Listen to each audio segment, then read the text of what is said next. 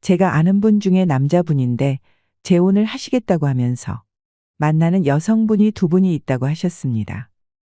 그런데 두 분의 성격이 극명하게 달라서 어느 여성분과 재혼하는 게 좋겠느냐고 저한테 묻길래 제가 그랬습니다. 뭘 고민하시나요?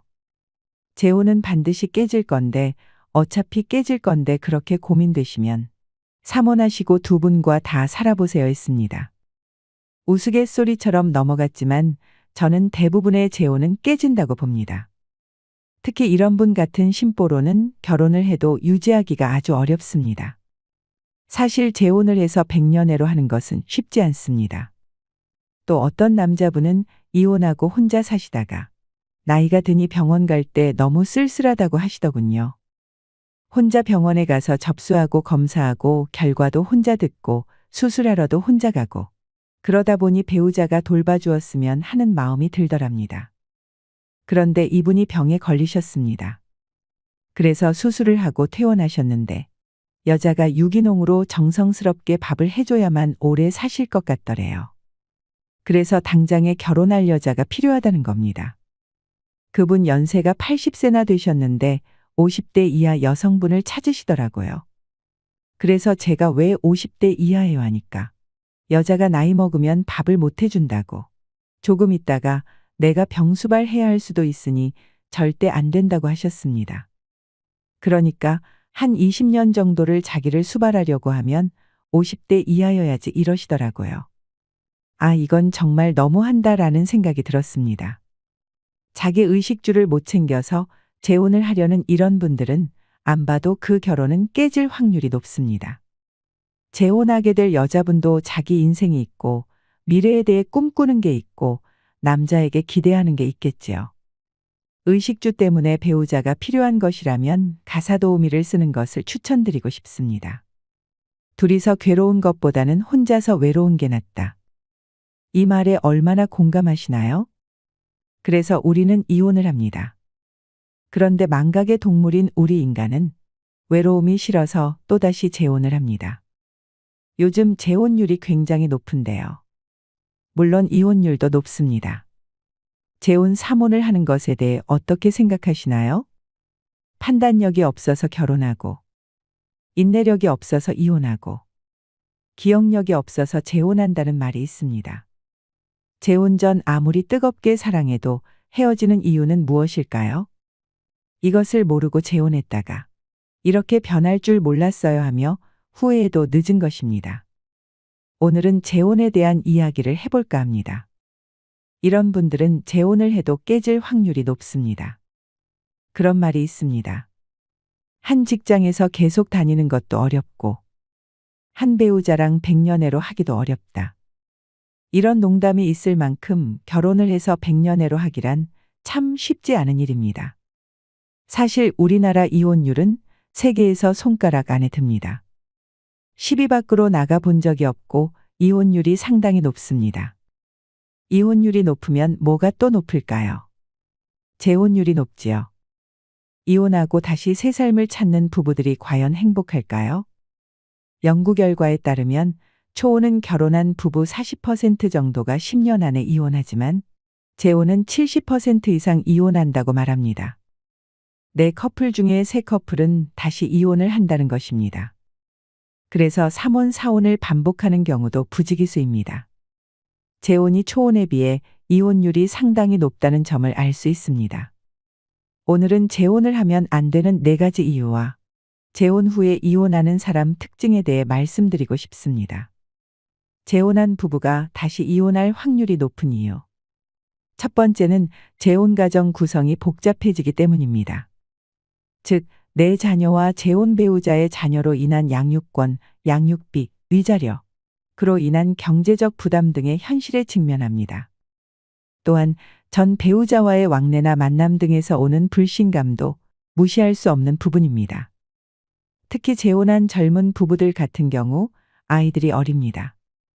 그래서 각자 자녀가 있어서 자녀들을 데리고 결혼하는 경우도 있고 한쪽은 초혼이고 한쪽은 재혼인 경우도 있습니다. 사실은 이 아이들 때문에 재혼이 잘 깨집니다. 처음에 결혼할 때는 당신 아이는 내 아이나 마찬가지야. 내 아이처럼 길러줄게. 그렇게 말합니다. 친양자 입양 제도라는 게 있는데요.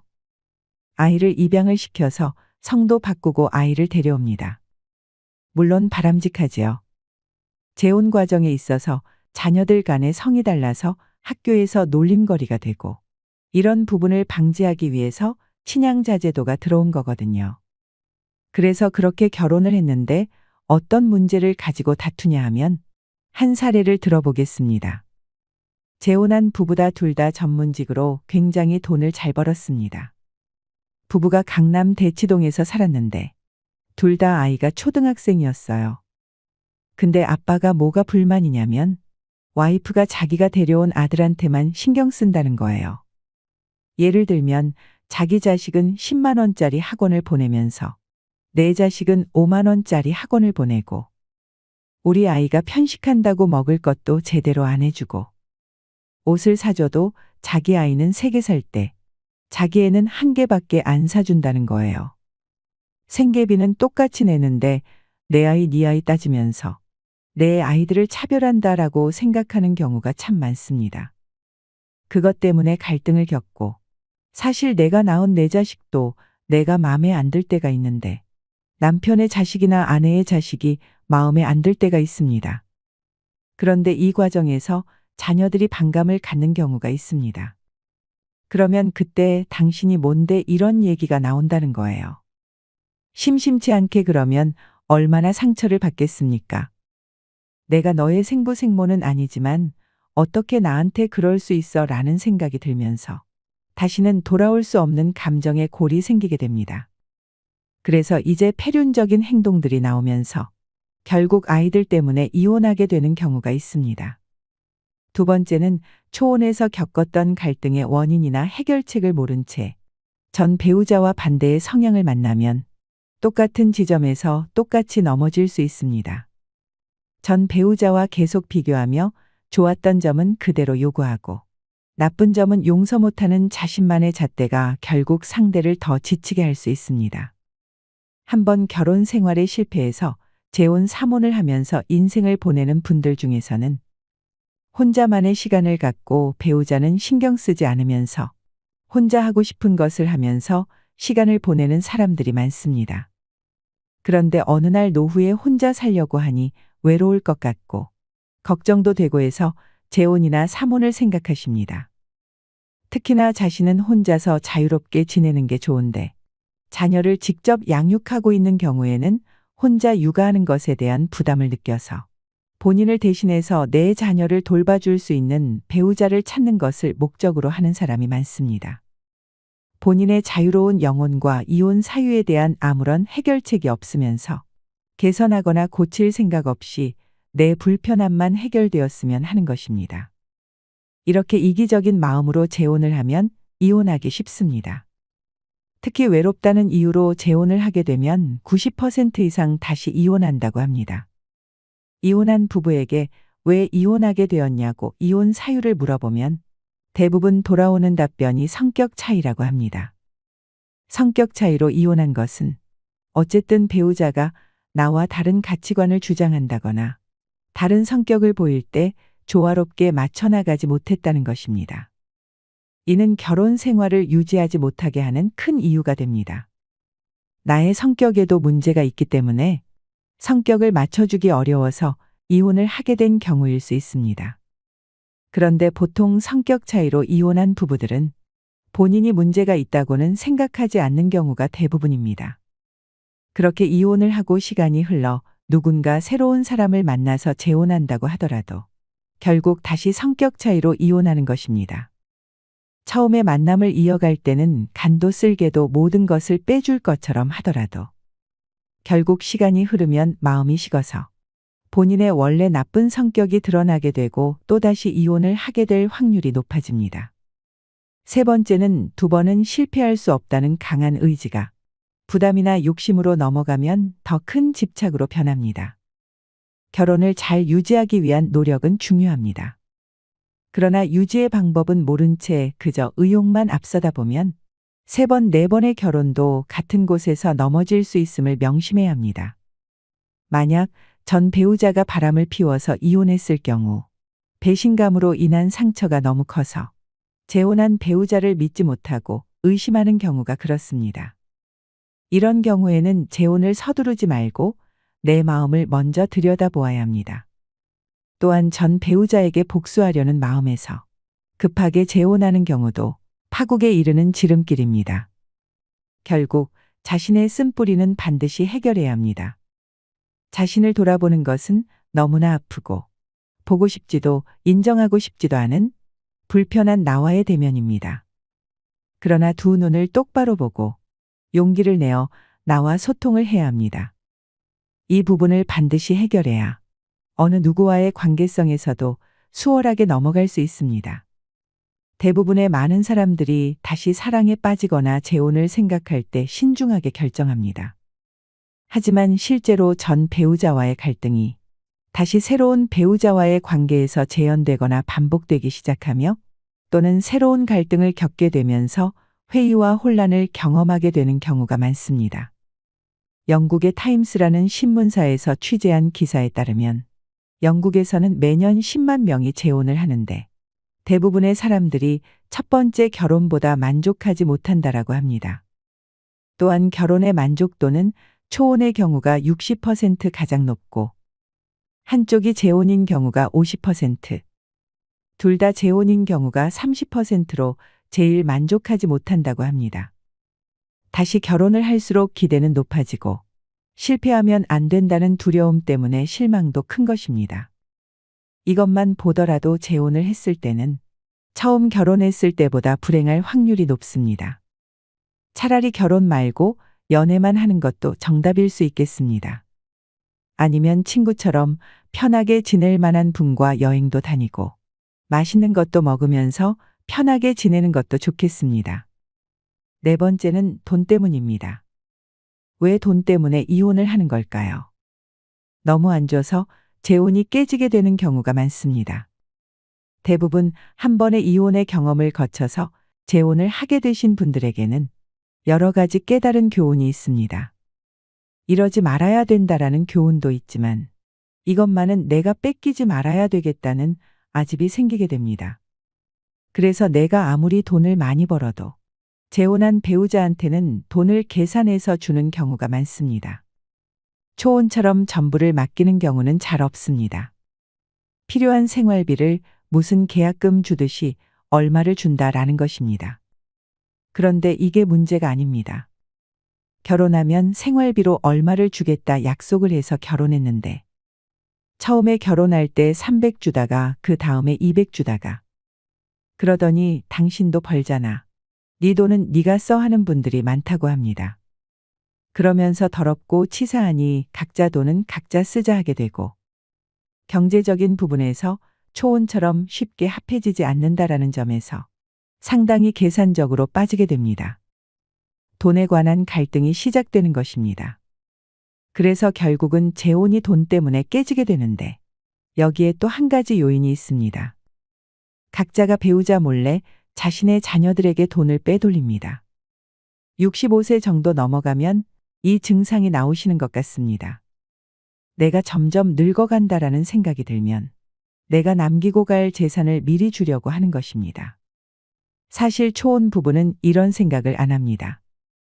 그런데 이상하게 재혼한 분들은 나 죽고 나면 재혼한 배우자가 가져가는 것이 싫고 내 피가 흐르는 내 친생자들한테 주려고 합니다. 재혼한 배우자한테는 이상하게 안 주려고 하고 자기 자식들한테 빼돌리기 시작합니다. 이게 이제 발각이 되면 부부싸움을 하게 되고 갈등이 생기게 되고 그러니까 재혼한 배우자는 계산적으로 생각하게 됩니다. 이 영감이 이 마누라가 이 재산을 자기 자식한테 주기 전에 내 돈, 내 몫을 챙겨야지 하는 것입니다. 이런 생각을 하게 되면 이혼 소송을 제기할 수밖에 없다는 결론에 이릅니다. 여기서 또 많은 이혼이 나옵니다. 정말 젊었을 때는 자녀들 때문에 갈등의 발단이 되는 경험이 많지만 그 외에는 거의 돈 문제입니다. 돈을 주지 않아서 또는 자기 자식한테 빼돌려서 갈등이 생기게 됩니다. 어느 남자분의 사연인데요. 과거에 아내가 이런 제안을 했다고 합니다. 당신이 사업하다가 부도날지도 모르니까 내 앞으로 아파트 명의를 바꾸는 게 좋겠어. 그래서 증여를 해줬다고 합니다. 그런데 이분이 은퇴를 하고 돌아가실 때가 되니까 그제서야 전처의 자녀들이 마음에 걸리더랍니다. 그래서 아내한테 우리가 사는 아파트가 너무 크니까 좁은 데로 옮겨가고 아파트 팔아서 우리 아이들 좀 주면 되겠냐. 내가 미안한 게 있어서 그래라고 말했더니 단호하게 딱 거절을 하더라는 거예요. 그래서 이분이 궁금하셨던 것은 아내와 나이 차이가 있으니까 내가 더 먼저 죽을 건데 그럼 내가 죽으면 내 자녀들은 아무런 상속을 못 받지 않느냐 하는 것이었습니다. 그럼 내가 먼저 죽고 나서 나중에 지금의 배우자가 죽으면 그 재산은 누구한테 상속되냐 이것을 묻는 것입니다. 이럴 경우 아내의 전남편 자녀한테만 상속이 됩니다. 이 문제가 또 굉장히 첨예하게 대두가 된다라는 겁니다. 왜냐하면 계모하고 친생자는 사실 상속권이 없습니다. 그래서 아버지가 계모한테 증여한 날로부터 1년 내에 만약에 돌아가신다고 하면 유류분 청구라도 할 수 있는데 그걸 증여한 다음에 1년이 지나버리면 유류분 청구도 안 됩니다. 아무런 상속권이 없습니다. 이 부분 때문에 내가 죽기 전에 재산 분할이라도 받아서 내 자식들한테 줘야지 생각하게 되고 이런 부분 때문에 또 이혼을 선택하게 됩니다.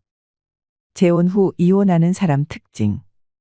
첫 번째는 뜨겁게 사랑하고 차갑게 식는 사람입니다.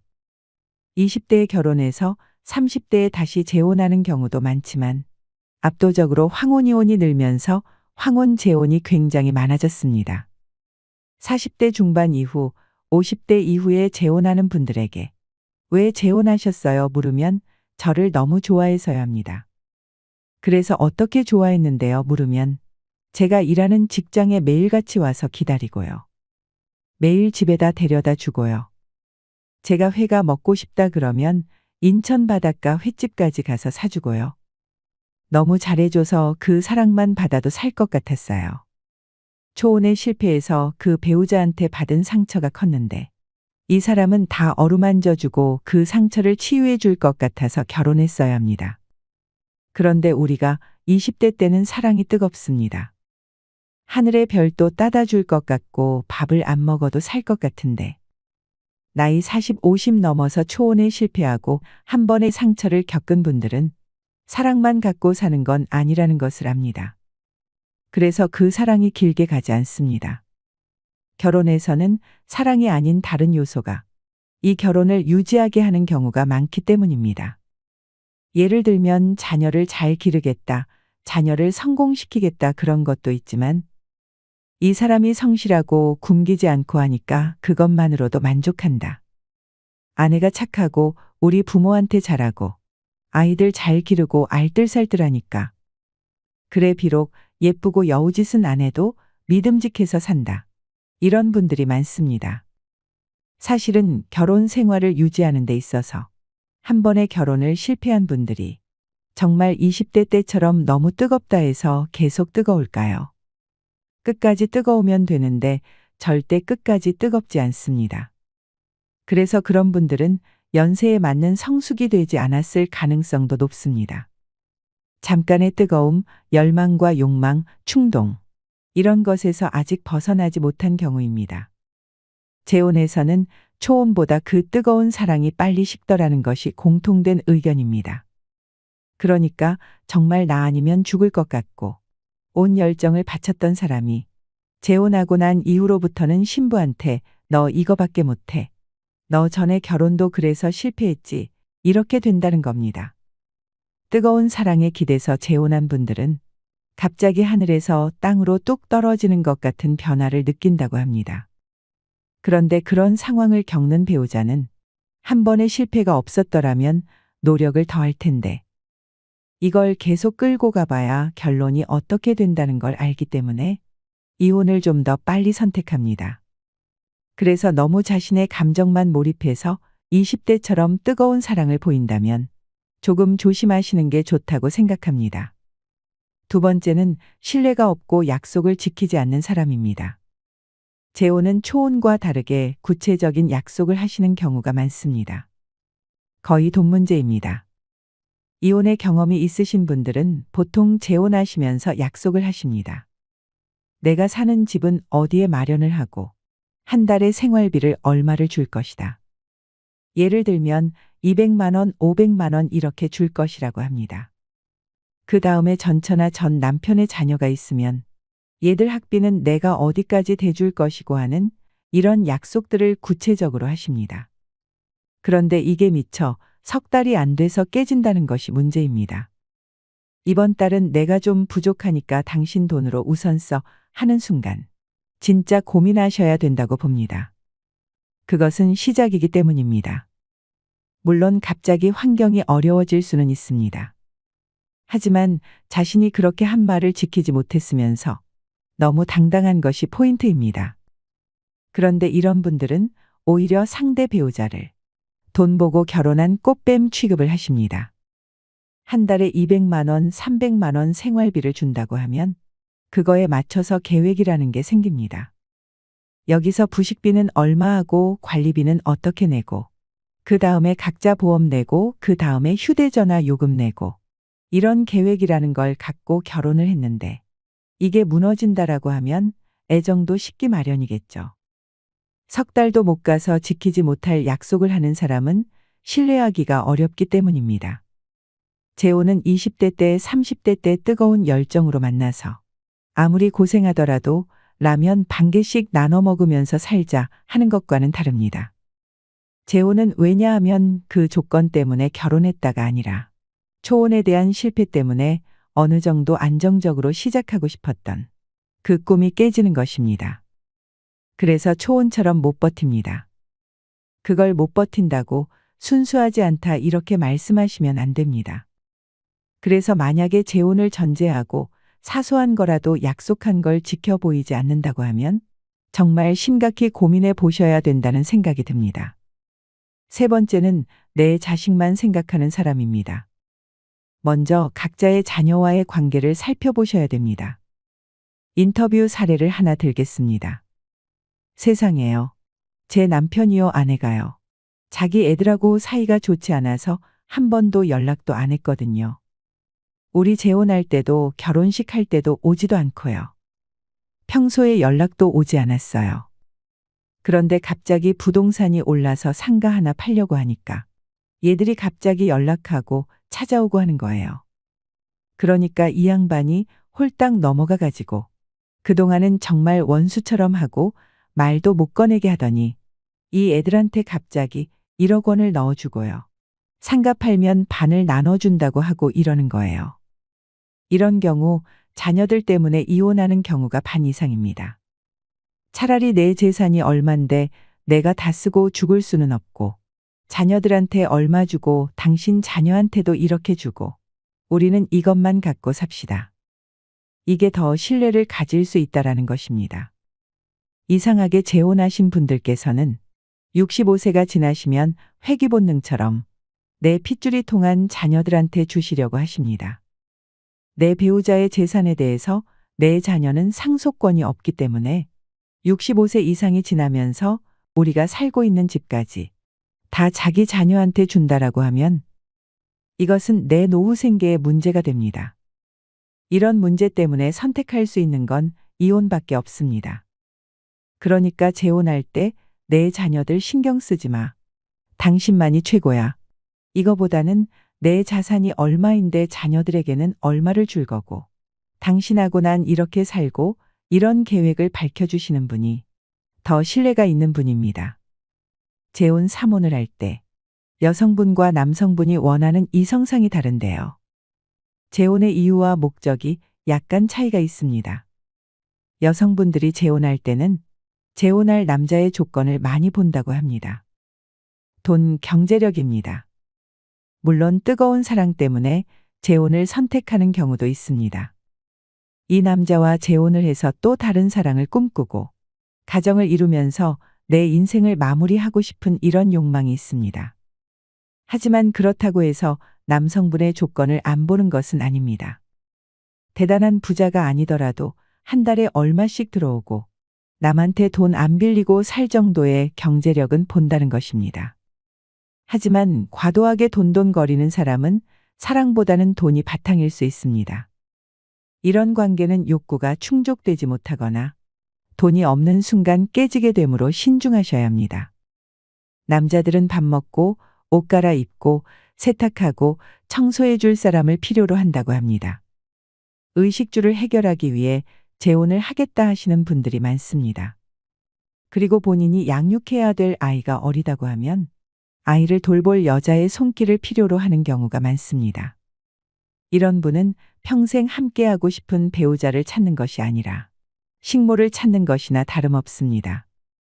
이런 조건을 따지는 분들은 재혼 3혼을 해도 이혼할 확률이 높습니다.